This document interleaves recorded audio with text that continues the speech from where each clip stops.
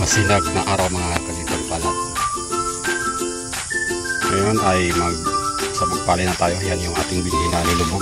So tamang tama na itong kanyang tubo mga ka-farmers. Yan. Yan yung area natin na sabugan natin. Yan. Hindi rin nakatiis yung ating director. Naka-plaza din siya. So umaga-umaga sa mga alas 10 pa ng madaling araw. Nandito na sa pagdating natin dito is tapos na.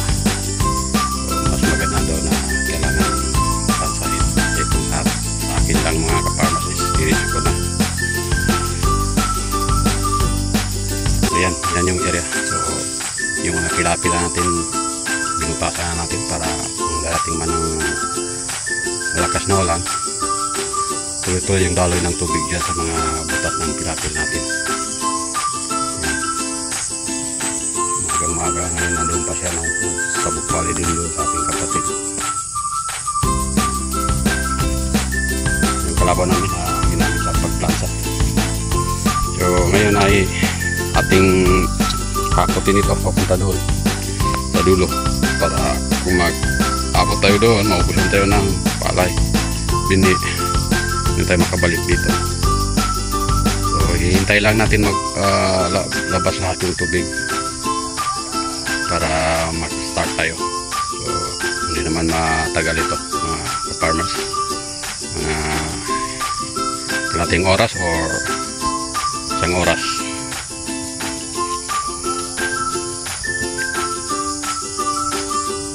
So 4 na araw natin ito i-prepare itong ating bukid mula noon Friday, Saturday, Sunday, Monday. Today is Tuesday. Kahapon nga gusto natin isabog pero hindi masyado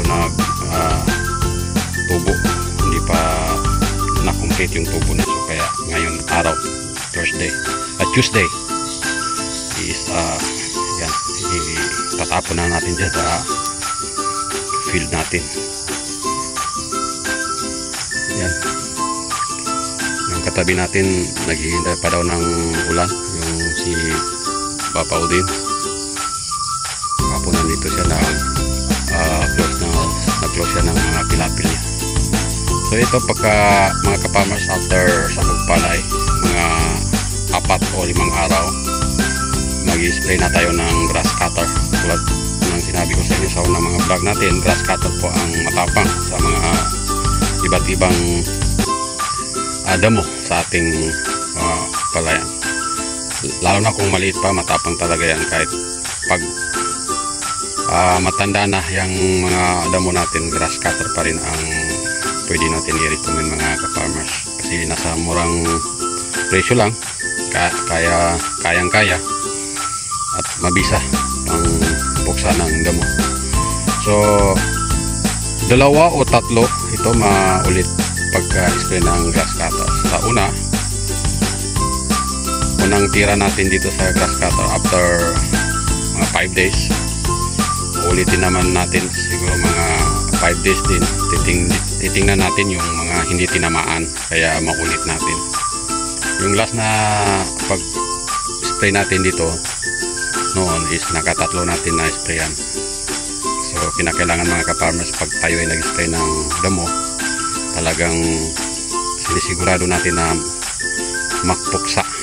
Kung maaari po kapag crosswise yung crossover pag spray, pagka unang tira padiretso, tapos i-crossover mo naman para masigurado na mapuksa yung mga damo na hindi nakuha sa unang tira. So grass cutter mga ka-farmers, sa unang vlog natin kaya rin pumuksa. Talagang nasubukan na natin yung grass cutter na kayang pumuksa ng malaking damo. So depende lang doon sa tapang, at kung kayo ay mag-spray mga ka-farmers, sigurado ninyo na tuyo yung damo, yung wala ng hamog, para mabisa yung epekto ng herbicide. Kasi kung may hamog, sumasama doon sa hamog yung herbicide, kaya nahuhulog, hindi siya masyado mapuksa. So Mga ka-farmers, yan, tapos na tayo magsabog palay sa ating area. Tamang-tama yung binhi natin na 80 kilos. May sobra pa. Meron pa tayong naiwan doon na pang spot natin pag merong binhi na masisira dyan. Kasi dyan sa mga na stambayan ng ubig na hindi makalabas, talagang tatlong araw lang mabubulok yung binhi. Kaya nagtira tayo ng mga kalahating lata pang spot natin kung sakaling mayroong hindi mabuhay dyan sa mga tubigan. Kasi hindi agad-agad ito madadry yung area dyan sa may kababaan.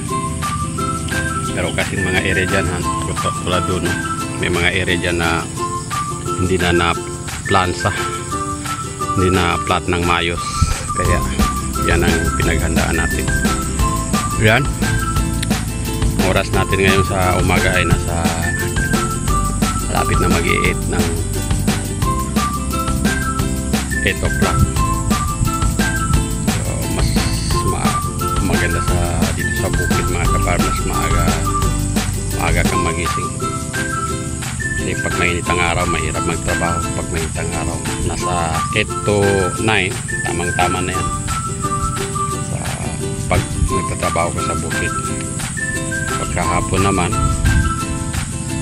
pag tamang-tama pag trabaho mo mga 4, no? Mga 4. Kung sa opisina pa, pag 4 o'clock uwi na yan.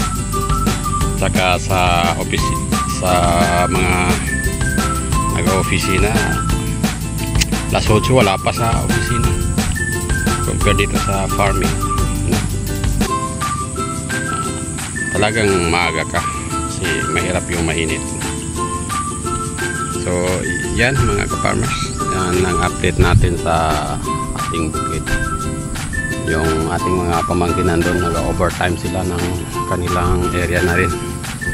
Nandun yung kuliglig natin, yung hand tractor natin na malaki nandun, no? Yan sila, oh.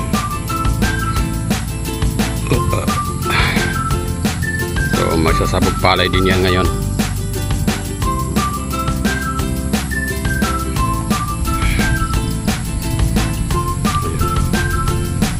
Nag-marking siya ng madaanan ng tubig.